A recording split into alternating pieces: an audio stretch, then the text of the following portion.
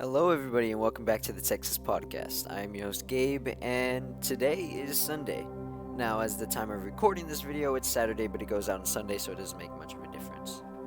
But it's a new week, and with coming a new week, it's a new year in the story of our Texas timeline of the Texas Revolutions. It is now 1836, and this year will be tough for the Texas Revolution and the fight for independence.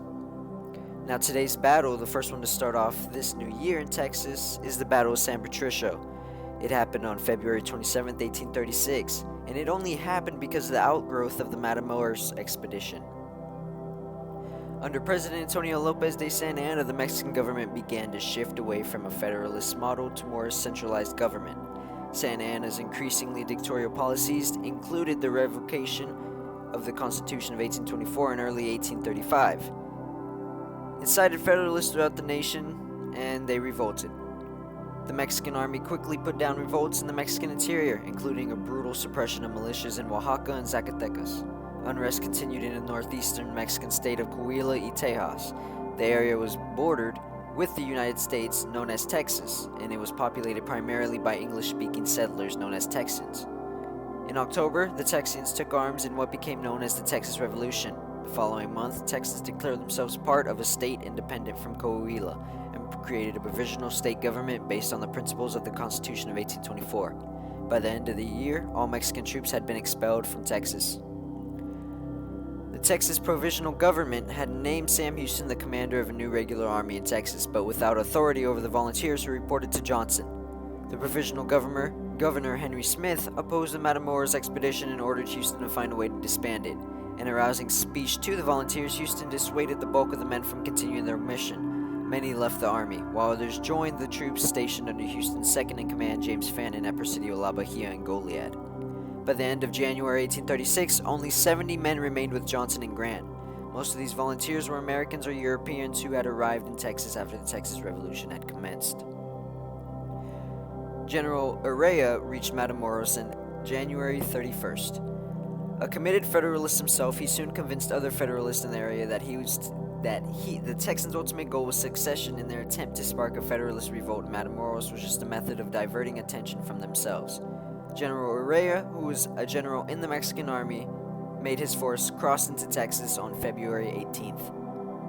Meanwhile, Mexican double agents continued to assure Johnson and Grant that they would be able to take Matamoros easily. Despite hearing rumors that the Mexican army was approaching, Grant and Johnson chose to take their men south of the Nueces River into territory belonging to the state of Tamaulipas. They went there to search for horses, steal, and otherwise gather. About February 21st, Johnson and part of the group began herding 100 horses back into Texas. The rest of the men remained with Grant, ostensibly to look for more horses. In actuality, he was attempting to rendezvous with his allies near Matamoros to determine whether Federalists were still willing to rise up against the Mexican army. Johnson's men arrived on February 24th in San Patricio, an Irish settlement about 100 miles north of Matamoros.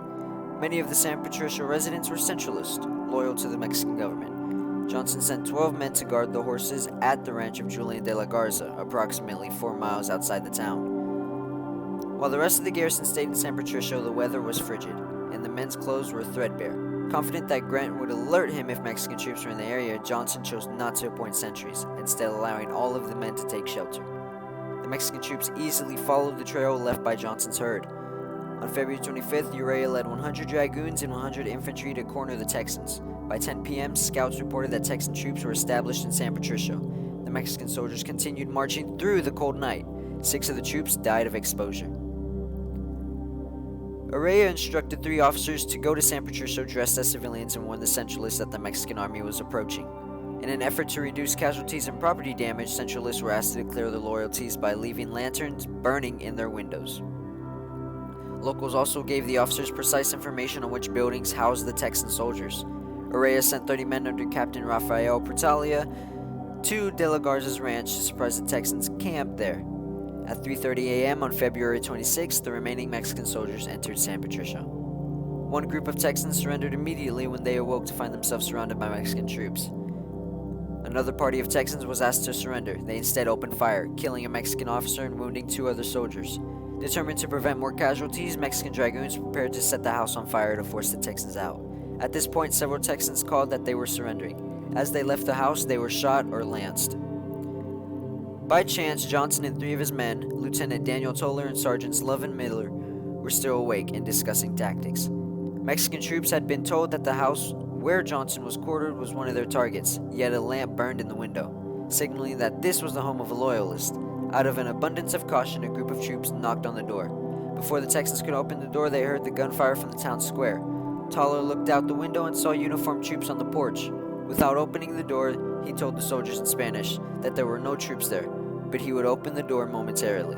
The fighting moved into the street, and soldiers who had been guarding the back of the house rushed around to the front. Johnson, Toller, Love, and Miller dashed out the back door and escaped.